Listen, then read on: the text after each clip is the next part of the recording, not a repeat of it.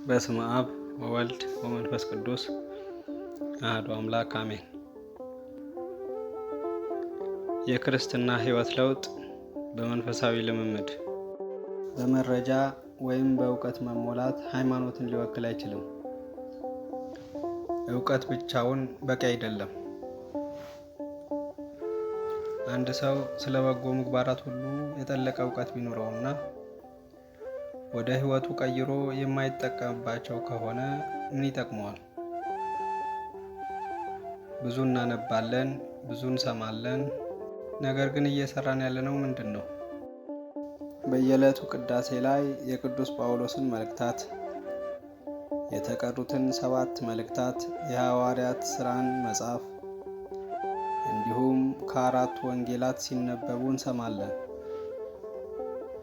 በተጨማሪም የቅዱሳን ሕይወት እንዴት እንደነበረ እንድናውቅ መጽሐፈ ስንክሳር ይነበብልናል። በየቤታችንም እንደተሰጠን ጸጋ መጠን የምናነበው የመጽሐፍ ቅዱስ ወይም የሌሎች የቅዱሳት መጻሕፍት ክፍል ይኖር ይሆናል። ይሁን እንጂ አሁን እኔና እናንተን የሚያጠያይቅ ነገር አለ። ይህ ሁሉ በሕይወታችን ላይ ምን አይነት ተግባራዊ ለውጥ ነው ያመጣው? ወይስ ማወቃችን ብቻ ያረካናልን? ትልቁ ጉዳይ እውቀትን ለባህሪ ወይም ለሕይወት ለውጥ መጠቀም አይደለምን? ክብር ምስጋና ለእርሱ ይሁንና ጌታችን መድኃኒታችን ኢየሱስ ክርስቶስ እኔ የነገርኳችሁ ቃል መንፈስ ነው ሕይወትም ነው ብሎናል። ዮሐንስ ወንጌል ምዕራፍ 6 ቁጥር 63። ይህ የሕይወት ለውጥ እንዴት ሊመጣ ይችላል? በመንፈሳዊ ልምምድ ውስጥ እውቀት ወደ ተግባር፣ መረጃ ደግሞ ወደ ሥራ ይቀየራል፣ ይሸጋገራል። በዕለት ከዕለት ኑሯችን ውስጥ ዘወትር ወደ ቤተ ክርስቲያን የሚገሰግሱ፣ ኃጢአታቸውን ለካህን የሚናዘዙ፣ ሥጋ ወደሙ የሚቀበሉ ብዙ ሰዎች እናያለን። ይህ ማንም የማይቀማቸው በጎ ዕድል ሆኖ ሳለ በተቃራኒው ደግሞ አብሯቸው የሚኖር ደካማ ባህሪን ለመቅረፍ ጥረት ከማድረግ ተገልለው ልንመለከት እንችላለን። ምናልባት ለረጅም ዘመናት ከነድክመቶቻቸው ኖረው ይሆናል። ግን ለምን? ምክንያቱ ለድክመታቸው፣ ለደካማ ጎናቸው ልዩ ትኩረት ስላልሰጡ ይሆናል። ትኩረት ከሌለበት ደግሞ ችግሩን ለመቅረፍ ብሎም ውጤት ለመከታተል መንፈሳዊ ልምምድ ማድረግ አልቻሉም ማለት ነው።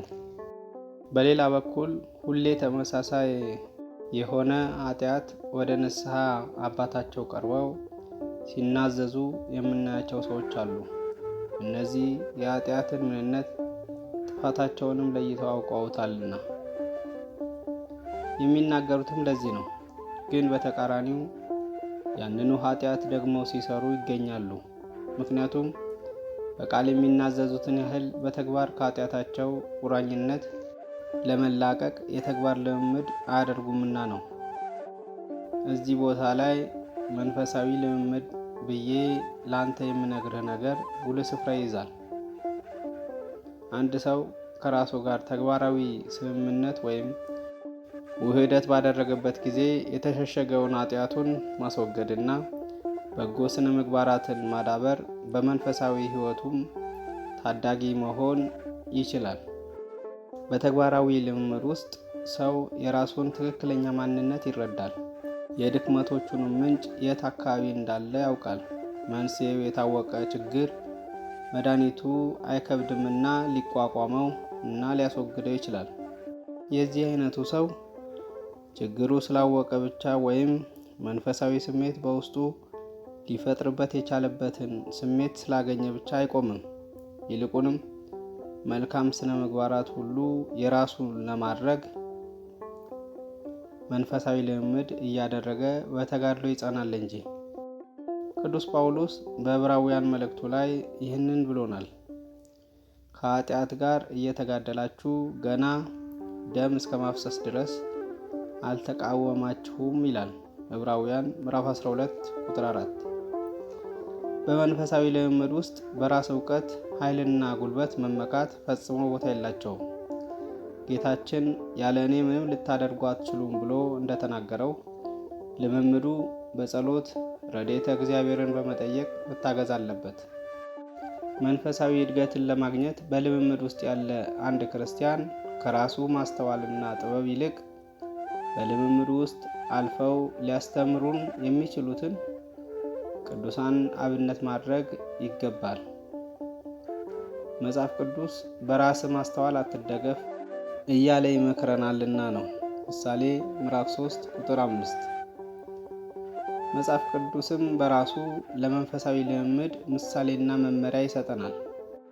ሐዋርያው ቅዱስ ጳውሎስ በዕብራውያን መልእክቱ ላይ እንዲህ ይለናል፣ የእግዚአብሔር ቃል ሕያው ነውና የሚሰራም ሁለት አፍ ካለው ሰይፍ ይልቅ የተሳለ ነው፣ ነፍስንና መንፈስንም ጅማትንና ቅልጥምንም እስኪለይ ድረስ ይዋጋል፣ የልብንም ስሜት ሐሳብ ይመረምራል። ዕብራውያን ምዕራፍ 4 ቁጥር 12። እግዚአብሔር አምላክ ቅዱሳኑን አለማምዷቸዋል። በመጽሐፍ ቅዱስ አስቀድሞ ስለ ሊቀ ነቢያት ሙሴ እንዲህ የሚል ቃል ተነግሯል። ሙሴ በምድር ላይ ካሉ ሰዎች ሁሉ ይልቅ እጅግ ትሑት ሰው ነበር ይላል። ዘኍልቍ ምዕራፍ 12 ቁጥር 3። ሙሴ እጅግ ትሑት ሰው ሆኖ የተወለደ ይመስልሃልን? አይደለም። እንዲያውም እርሱ የአገልግሎቱን ሕይወት በጀመረ ጊዜ ቁጡ ሰው ነበር። ግብፃዊውን ገሎ በአሸዋ ውስጥ የቀበረው ሰው ሙሴ ነበር። ዘጸአት ምዕራፍ 2 ቁጥር 12። እግዚአብሔር ግን በድንቅ ጥበቡ ወደ በረሃ ጠራው። በዚያም የበጎች እረኛ እንዲሆን በማድረግ ቅንነትን፣ እርጋታንና ርኅራኄን ለ40 ዓመት ያህል ሲያለማመደው አቆየው። እስቲ ከዚህ ቀጥሎ ያለውን ቃል እናስተውል። እግዚአብሔር ፍቅር ነው፣ በፍቅርም የሚኖር በእግዚአብሔር ይኖራል። ይህ ቃል የተናገረው የጌታችን የመድኃኒታችን ኢየሱስ ክርስቶስ ደቀ መዝሙር ወንጌላዊው ቅዱስ ዮሐንስ ነው። ፍቁረ እግዚእ ጌታ የወደው የነበረ ደቀ መዝሙር ዮሐንስ ሕይወቱ የጀመረው በዚህ አይነት ፍቅር መሰለህን? አይደለም። እንዲያውም እርሱና ወንድሙ ያዕቆብ በጣም ቁጦዎች ነበሩ። ጌታም ቦአኔርጌስ ወይም የነጎድጓድ ልጆች ሲል የሰየማቸው ነበሩ። የጌታችን ትምህርት ሳምራውያን ባልተቀበሉትም ጊዜ ጌታ ሆይ ኤልያስ ደግሞ እንዳደረገ እሳት ከሰማይ ወርዶ ያጠፋቸው ዘንድ ትወዳለህን? ብለው የጠየቁት ጌታ የገሰጻቸው እነዚሁ 2 ደቀ መዛሙርት ነበሩ። ምን አይነት መንፈስ እንደሆነላችሁ አታውቁም። የሰው ልጅ የሰውን ነፍስ ሊያድን እንጂ ሊያጠፋ አልመጣምና አለ። ሉቃስ ምዕራፍ 9 ቁጥር 51። ነገር ግን ጌታ የነጎድጓድ ልጆች እንደ አጀማመራቸው ሳይሆን የፍቅር ነበልባል እንዲሆኑ አለማምዷቸዋል። ቅዱሳን ሁሉ መንፈሳዊ ሕይወትን፣ መንፈሳዊነትን በአንዲት ቅጽበት የደረሱበት አይደለም። ይልቁንም ራሳቸው ቀስ በቀስ ለዚህ ታላቅ ደረጃ አለማምደው ነው። በእውቀት ውስጥ እርጋታን፣ በፈተና ውስጥ ትዕግስትን ተለማምደው ነው። በብዙ ልፋትና ትግል ቅድስናቸውን ያገኙ ናቸው። ስለዚህ በትግላቸው መጨረሻ የደረሱበትን ክብር በአንዲት ጀንበር ለማግኘት የምንጀምር አንሁን። ደረጃ በደረጃ ለማሻሻል ለማደግ እንጣር እንጂ። በአገልግሎት መስክም ጌታችን ሐዋርያቱን አለማምዷቸዋል። ካስተማራቸው በኋላ ለአገልግሎት ወይም ለተግባራዊ ልምምድ ላካቸው። እነርሱም የአገልግሎታቸውን ውጤት ተመልሰው ነገሩት። በገጠማቸውም ነገር እጅግ በጣም ተደስተው ነበር። እንደዚህ ነው የሚለው፣ 70 ተመልሰው ጌታ ሆይ አጋንንት ስንኳ በስም ተገዝተውልናል አሉት። ደስታቸው በዚህ መልክ መሆን ስለሌለበትም ጌታችን ስህተታቸውን አረመላቸው። መናፍስት ስለተገዙላችሁ በዚህ ደስ አይበላችሁ፣ ስማችሁ ግን በሰማያት ስለተጻፈ ደስ ይበላችሁ እንዲል ሉቃስ ምዕራፍ 10 ቁጥር 17። ሐዋርያት በሌሎች የተለያዩ መስኮች ብዙ ተለማምደዋል። ጌታችን ሲያስተምር ማንም ከእናንተ ታላቅ ሊሆን የሚወድ ቢኖር የእናንተ አገልጋይ ይሁን፣ ከእናንተም ማንም ፊተኛ ሊሆን የሚወድ የእናንተ ባሪያ ይሁን። እንዲሁም የሰው ልጅ ሊያገለግል ነፍሱንም ለብዙዎች ቤዛ ሊሰጥ እንጂ እንዲያገለግሉት አልመጣምና በማለት አስተምሯቸዋል። ማቴዎስ ምዕራፍ 20 ቁጥር 26። ስለ መንፈሳዊ ልምምድ ጠቃሚ ምክሮች። በመጀመሪያ ምን ያህል አዋቂዎች ብንሆን ማወቃችን ብቻ ሊያስደስተንና ሊያረካን አይገባም። ትልቁ ጥንቃቄ የሚያስፈልገው ያወቅነውን በስራ ለምንተረጎምበትና ትእዛዝን መፈጸም ለምንችልበት ሕይወት ነው። ጌታችን መድኃኒታችን ኢየሱስ ክርስቶስ የተራራ ስብከቱን በሚያጠቃልልበት ጊዜ የተናገረው ቃል ይህ ነው። ይህን ቃሌን ሰምቶ የሚያደርገው ሁሉ ቤቱን በዓለት ላይ የሰራ ልባም ሰው ይመስላል። ይህንም ቃሌ ሰምቶ የማያደርገው ሰው ሁሉ ቤቱን በአሸዋ ላይ የሰራ ሰነፍ ሰው ይመስላል። ማቴዎስ ምዕራፍ 7 ቁጥር 24። ስለዚህ እንደሰማን ለመስራት ለምግባራችን ትልቅ ትኩረት መስጠት አለብን ማለት ነው። ይህንንም ሲያረጋግጥልን በሰማያት ያለው የአባቴን ፈቃድ የሚያደርግ እንጂ ጌታ ሆይ ጌታ ሆይ የሚለኝ ሁሉ ወደ መንግሥተ ሰማያት የሚገባ አይደለም ይላል። ካህኑም በጸሎተ ቅዳሴ ጊዜ በቅድመ ወንጌልን ለመስማት እንደሰማንም ለመስራት በቅዱሳን ጸሎት የበቃን አድርገን እያለ የሚጸልየው ስለዚህ ነው። ስለዚህ እኛም እንደ ትእዛዛቱ ለመኖርና ቃለ ወንጌሉን ለመፈጸም ራሳችንን ማለማመድ ይገባናል። መንፈሳዊ ልምምድ አንድ ሰው ለነፍሱ ድህነት ያለውን ተስፋ ያመለክታል። ስህተቶቹን፣ ድክመቶቹን ሁሉ ለይቶ አውቆ ለማስወገድ እየጣረ መኖር ይጠበቅበታል። አንተም ወንድሜ ሆይ ስህተቶችን ሌሎች አይተው እስከሚነግሩ ድረስ መጠበቅ ሳይኖርብህ በራስህ ለይተህ እወቃቸው። ምክንያቱም ያለብህን ችግር ሳታውቀው ለመንፈሳዊ ልምምድ መነሳት ስለማትችል ነው። በሽታውን የደበቀ መድኃኒት አይገኝለትም ይባል የለምን? ሕመምተኞች እንጂ ባለጤናዎች ባለመድኃኒት አያስፈልጋቸውም ይላልና ማቴዎስ ምዕራፍ 9 ቁጥር 12። በአንተ ያለው ችግር ሌሎች መቃወማቸው ቢሆን አያበሳጭህ። ይልቁንም በየትኛውም መንገድ በየትኛውም መንፈሳዊ መስክ ልምምድ ማድረግ እንደሚገባህ የሚጠቁም መረጃ አድርገህ ተቀበለው። በእግዚአብሔር ሕግ ብርሃንነት ራስን እየመረመርክ ድክመቶችን ፈልግ። ትንንሽ ድክመቶችን እንኳ ቢሆኑ አትናቃቸው፣ ያድጋሉና። ወይናችን አብቧልና የወይናችንን ቦታ የሚያጠፉትን ጥቃቅኑን ቀበሮች አጥምዳችሁ ያዙልን እንዲል መኃልየ ዘሰሎሞን ምዕራፍ 2 ቁጥር 15። ራስን ከማጽደቅ ተቆጠብ፣ ለስህተቶችም ማሳበቢያ አትፈልግ። ራሱን የሚያጸድቅ ሰው ዘወትር ባለበት መሄድ እንጂ የሚያሻሽለው አንድም ነገር የለምና። ምክንያቱም በዓይኑ ፊት ከእርሱ በላይ ሰው የለም፣ ለራሱ እንከን የለሽ ነውና። ለችግሮች መፍትሄ ከመፈለግ ይልቅ ይህንን ያደረግኩት በዚህ የተነሳ ነው፣ በዚህ ምክንያት ነው እያለ ሲያስተባብል ወድቆ ይቀራል። ለራሱ ትክክለኛ ግምት ያለው የማይመጻደቅ ሰው ግን ድክመቱን መናዘዝ ብሎም ማስወገጃውን መለማመድ ይችላል። ችግሮች ስር ሰደው ሰዎች ሊገልጡብህ የሚችሉበት ደረጃ ሲደርሱ የሚሰማ መሸማቀቅ እጅግ ከፍተኛ ነው። ነገር ግን ቀደም ብለህ ለራስህ ገልጠሃቸው ለመፍትሄው ልምምድ ብታደርግ ይህ ነገር ሁሉ በአንተ ላይ አይከሰትም። ሁሌም ራስህን ሆነ ተገኝ። በሕይወትህ ቅንነት የሚነበብብህ ሰው ሁን። መጽሐፍትን ስታነብም ሆነ ስብከት ስታዳምጥ ጉድለቶችን እየፈለግክ ይሁን። ሰምተ ለማድረግ ተነሳሳ። ለመንፈሳዊ ሕይወት የሚጠቅሙ ነገሮችን በሙሉ ተለማመዳቸው። ከቻልክ በሳምንት ባይቻል በአንድ ወር አንድ ድክመት ለማስወገድ ብትለማመድ በአንድ ዓመት ውስጥ 12 ወይም ከዚያ በላይ ችግሮችን ቀረፍክ ማለት ነው። የኃጢአት ስሩ አንድ ነው። ብዙ መንገዶች ቢኖሩትም እርስ በራሳቸው የተያያዙ መሆናቸውን እርግጠኛ ሁን። አንድ የተወሰነ የኃጢአት አይነት ለመቅረፍ ስትነሳ ሳታውቀው ሌሎችንም እየበጣጠስክ መሆኑን እወቅ። አንድ በጎ ምግባር ለማዳበር ስትለማመድ ደግሞ ሌሎች ብዙ ስነ ምግባራት እያተረፍክ መሆኑን ልብ ማለት ይገባል።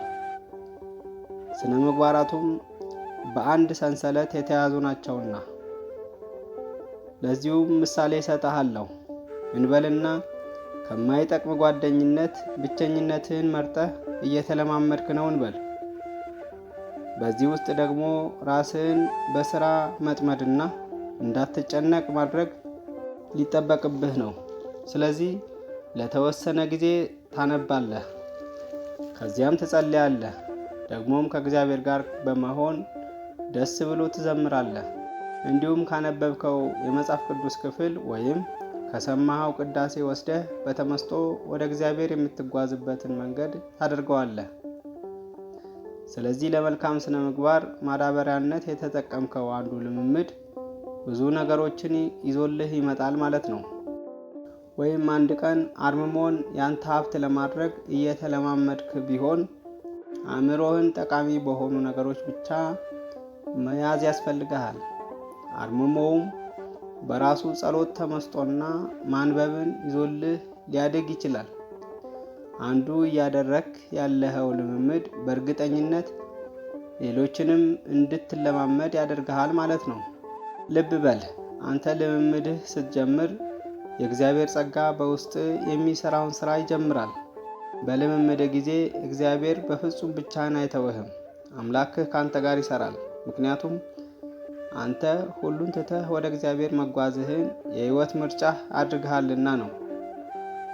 አምላካዊ ረድኤቱ ለዚህ የተቀደሰ ተነሳሽነትህ ምላሹን ይሰጣል። ዲያብሎስ ልምምድህን ለማቋረጥ የሚከፍትብህን ጦርነት በብቃት መክተህ ድል አድራጊ እንድትሆን ይረዳሃል። ትልቁ ነጥብ ወዳጄ፣ በፍጹም ወደ ኋላ እንዳትመለስ። ቸልተኛና ሰነፍ አትሁን። ጽና፣ በርታ፣ ታገስ። በምትሄድበትም ሁሉ አምላክህ እግዚአብሔር ካንተ ጋር ነውና ጽና፣ አይዞህ፣ አትፍራ፣ አትደንግጥ። መጽሐፈ ኢያሱ ምዕራፍ 1 ቁጥር 9። ክርስቲያናዊ ስነ ምግባራት የምትለማመዳቸው ከማወቅ አልፈህ ልትኖርባቸው ስለሆነ ጠቃሚ ነገሮች እንደጀመርክ ተረዳ። ሰው በጎ መንገድን ለ1-2 ቀን ወይም እስከ ሳምንት መከተል ላይቸግረው ይችላል። ለአንተ ግን ትልቁ ነገር እነዚህን ስነ ምግባራት የራስህ ልምምዶች ሆነው እንዲቀጥሉ ማድረግና የባህሪ ክፍሎች ማድረግ ነው። ስለዚህ ልምምድህ የፈለግከው እድገት በጥልቀት ተተክሎ ስር እስከሚሰድ ድረስ የሚቀጥል መሆን አለበት። ማር ይስሐቅ ለረጅም ጊዜ ጸንተ በመታገስ ለፍጻሜ የማታደርሰው እቅድ ሁሉ ፍሬ ቢስ ነው ይላል። የልምምድህ ተግባራዊ መለኪያው ቀጣይነቱ ነው። ጊዜህም ልምድህን የሚያደናቅፉ ነገሮችን ለማወቅና ለመቋቋም እንድትችል እድል ይሰጥሃል። ስለዚህ ዛሬ ነጭ ነገ ጥቁር መሆን ወይም መለዋወጥ መንፈሳዊ ትርፍ የሌለው ከንቱ ነገር ነው። ብዙዎች በአጭር ጊዜ ውስጥ ፍጹም ለመሆን ሲጥሩ አይተናል። ውጤቱም ምንም እንደነበር ተረድተናል። ወይም ብዙ አይነት ልምምዶችን በተመሳሳይ ጊዜ ለማድረግ እንደ እቅድ በፊታቸው አስቀምጠው ከአንዱም ሳይሆኑ ሲቀሩ ተመልክተናል። አንተ ግን የምትፈልገው ነጥብ ላይ ለመድረስ ልምምድህን በጥበብ ይዘህ ቀስ በቀስ ደግ። ልምምድህ የታወቀና ግልጽ ይሁን። ለምሳሌ 14ቱንም የፍቅር ባህሪያት ወይም ሁኔታዎች ቅዱስ ጳውሎስ በአንደኛ ቆሮንቶስ ምዕራፍ 13 ላይ እንደገለጻቸው ሁሉንም በአንድ ጊዜ ልምምድ ላድርግ ብላ አትነሳ። ነገር ግን አንዱን ባህሪ ለአንድ ጊዜ ልምምድ በቂ አድርገህ ያዘው። አያያዝህንም ትልቅ ትኩረት ያደረክበትና ውጤቱን የሚያመለክት እንዲሆን ታገል። የምትለማመደውን ነገር የቃሉን ትርጉም እንኳን ሳታውቀው አትጀምር። በቅድሚያ ትህትና፣ ፍቅር፣ የዋህነት፣ አርምሞ የመሳሰሉትን ከነዝርዝር ምንነታቸው መርምረህ ተረዳ። ግልጽ ሆነው ካልታዩ በቀር ውጤትህ ምንም ይሆናል። ልምምድህ ከሰዎች ሙገሳና ክብር ለመሻት አይሁን። ሰዎች ባመሰገኑና ባከበሩ ቁጥር ጉድለትህንና ኃጢአትህን አስብ። ዋጋ በሰዎች አፍ ውስጥ በዚች ምድር እንዳይቀርብህም ተጠንቀቅ። ልምምድ ተግባራዊ ፍሬ እንዲኖረው በአቅምና በችሎታ የተገናዘበ ይሁን። አንዳንድ ሰዎች ከአቅማቸውና ከደረጃቸው በላይ የሆነ ነገርን ለመሆን ሲጥሩ ይታያሉ። የፈለጉትን በጎ ነገር ለመለማመድ ያሉበት ጊዜና ቦታ የማይፈቅድ ይሆናል። ጀምረውት ወደ ቀጣዩ ደረጃ ፈጥነው መሸጋገርን ብቻ የሚፈልጉ አሉ። እውነታው ሲታይ ግን ተሸማቀው ያፈገፍጋሉ። ለምሳሌ አንተ ሰውነትህን ከመቅጣት የሥጋ ፈቃድህንም ከማድከም አልፈ ሰውነትህን ለሞት እስከ ማጋለጥ ድረስ ለመጾም አትታገል። ያለህበትን ደረጃ አስተውልና በየጥቂቱ እደግ። ወይም የሥራ ጸባይህን፣ አካባቢህን፣ ቤተሰብህን ከግምት ውስጥ ያላስገባ ጽሞና ወይም አርምሞ ለመለማመድ አትሞክር። ሌሎችንም እንደዚሁ። ዛሬ በአቅምህ መጠን የያዝከው ትንሽ ነገር ነገ አድጎ የሚያሳድግህ ነው። መግባባትን፣ አብሮ መኖርን በሚጠይቀው ማህበረሰብ ውስጥ ዝም ብለህ ብትኖር ሊያስቸግርህና የተገለልክም ሊያደርግ ይችል ይሆናል። ይሁን እንጂ መናገር ያለብህን ነገር አጭርና ግልጽ ማድረግን መለማመድ ትችላለህ። ለሰዎች ብለህ ቃል የሚበቃውን በአረፍተ ነገር የሚበቃውን በረጅም አንቀጽ መግለጽ አይኖርብህም። በዚህ መልኩ ብትለማመድ አንተ ራስህ አስፈላጊ ከሆነ በቀር አልቀባጥርም ትላለህ። በዚህም በዝግታ ወደ መናገር ልምምድ፣ አላስፈላጊ ከሆነ ጩኸት መቆጠብን ወደ መለማመድ ትሻገራለህ። አንደኛ ነገሥት ምዕራፍ 19 ቁጥር 12። በዚህ መልኩ ከምላስ ወለምታም ቀስ በቀስ እየራቅ ትመጣለህ። ልምምድህ በተግባራዊ የህይወት እንቅስቃሴ ውስጥ ጠልቆ የገባ ይሁን። ለሌላው ሰው እጅግ ተስማሚ የሆነው ልምምድ ካንተ ጋር ላይስማማ ይችላል። ስለዚህ አንተ የምትደክመው የራስህን ችግሮች ለማስወገድ ነውና መንፈሳዊ ጉድለቶችን ለመብላትና አቅምህን የሚመጥነውንና ለእድገት ተስማሚ የሆነውን አውቀህ ተለማመድ። ልምምድህ ውስጣዊና ውጫዊ ተግባርህ የታረቁበት ይሁን። ምናልባት በልምምድ ወቅት መውደቅ ቢያጋጥም እንኳን አትደናገጥ፣ ተስፋም አትቁረጥ። ፈጥነህ ምክንያቱን ፈልግ። ከዚያም ልምምድህን ስትቀጥልበት ችግሩ ቀስ በቀስ ይወገዳል። ይህንን በማድረግህ መንፈሳዊ ልምምድህ እየካበተና እያደገ ይመጣል ማለት ነው። ጠላትህ እንዴት ጦርነት እንደሚከፍትብህ፣ እንዴት እንደሚወጋህ ጠንቅቀ ማወቅ አለብህ። እናም ለመከላከል ብሎም ለማሸነፍ ተዘጋጅ። ይህን የመሰለ ልምምድ ውስጥ ብዙዎች ለሌሎችም ተርፈው ማስተማር ችለዋል። ከህይወት ብዙ ተምራ ብዙ ልምምድ ያላት ሆና ልጇን በሚገባ እንደምታስተምርና እንደምትጠቅም እናት ማለት ነው። ነገሮችን ካወክባት ቅጽበትና ከሁኔታዎች ተማር።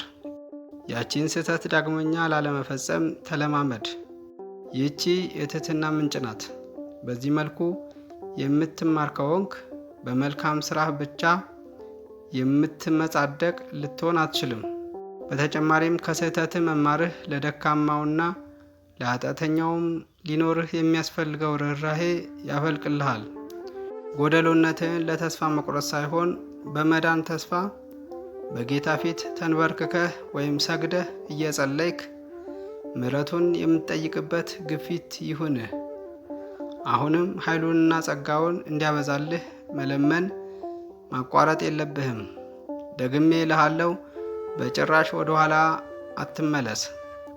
እንዲያውም ወደ ኋላ ማየት አይገባህም። ልምምድ ተጋድሎ ነው።